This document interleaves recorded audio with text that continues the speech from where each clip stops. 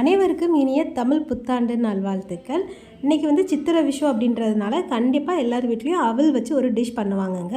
ஆனால் இந்த டைம் இந்த மாதிரி அவல் வரட்டி பாருங்கள், டேஸ்ட்டு செம்ம சூப்பராகவே இருக்கும். வாங்க இதை எப்படி செய்யலான்றதை பார்க்கலாம்.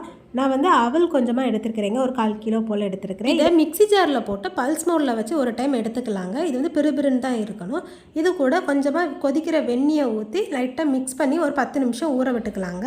சைடில் இதுக்கு என்னென்ன பொருள் தேவைன்றதை அதையுமே நம்ம எடுத்து வச்சுருந்துக்கலாம். நான் ஒரு 3 டேபிள் ஸ்பூன் சிறுத்தம்பருப்பு எடுத்து வச்சுருக்கிறேன், ஒரு 2 டேபிள் ஸ்பூன் நெய் எடுத்து வச்சுருக்கேன், கொஞ்சமாக முந்திரி பருப்பு, ஒரு 2 டேபிள் ஸ்பூன் எள்ளு, அப்புறம் ஃப்ளேவருக்காக ஏலக்காய். சர்க்கரையை எப்பவும் போல் ஸ்வீட்டுக்கு ஏற்ற மாதிரி எடுத்து அது பாகு பண்ணி ஃபில்ட்ரு பண்ணி எடுத்து வச்சுக்கோங்க. நான் வந்து ஒரு பேனில் நம்ம எடுத்து வச்சுருக்கிற சிறுத்தம்பருப்பை போட்டு அதை வந்து பொன்னிறமாக ஆகிறது வரைக்கும் நல்லா ஃப்ரை பண்ணி எடுத்துக்கிட்டேங்க. இதை வந்து ஒரு பவுலில் மாற்றிட்டு நல்லா கொதிக்கிற வெந்நியை இது கூட ஊற்றி ஒரு 10 நிமிஷம் இதையுமே சைடில் ஊற வச்சுருந்துக்கலாம். கடாயில் அரைமூறி துருவின தேங்காவை சேர்த்து நம்மக்கிட்ட இருக்கிற நெய்யுமே அதில் சேர்த்து ஒரு பொன்னிறமாக வர்றது வரைக்கும் நல்லா மிக்ஸ் பண்ணி எடுத்துக்கிடலாங்க. இப்போ நம்ம ஊற வச்சுருந்த அவலுமே நமக்கு சூப்பராக ஊறிடுச்சு. ஒரு பேனில் வந்து கொஞ்சமாக எள்ளு சேர்த்து அதை நல்லா ட்ரை ரோஸ்ட் பண்ணிக்கணும். அந்த எள்ளு வெடிக்க ஆரம்பித்ததும் அதை வந்து நம்ம ரெடி பண்ணி வச்சுருக்கிற அவல் கூட சேர்த்துக்கலாம்.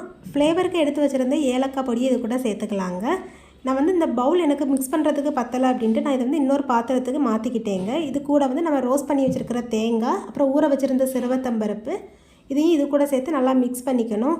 அப்புறமா வந்து நான் வந்து எடுத்து வச்சுருக்கிற முந்திரி பருப்பை வந்து நான் நெய்யில் ரோஸ்ட் பண்ணி அதையுமே இது கூட சேர்த்துக்கிட்டேன். அப்புறம் வந்து சர்க்கரை பாகையும் சேர்த்து நல்லா மிக்ஸ் பண்ணோம் அப்படின்னா சூப்பரான அவல் வரட்டுறது ரெடி ஆயிருங்க. நீங்கள் உங்கள் வீட்டில் இன்றைக்கி இதை ட்ரை பண்ணி பார்த்துட்டு எப்படி இருக்குது அப்படின்றத கமெண்ட்டில் மறக்காமல் ஷேர் பண்ணிக்கோங்க.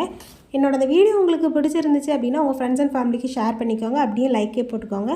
மறக்காமல் நம்ம சேனலை சப்ஸ்கிரைப் பண்ணிக்கோங்க. நாளைக்கு வேறொரு வீடியோவில் சந்திக்கலாம். பாய்.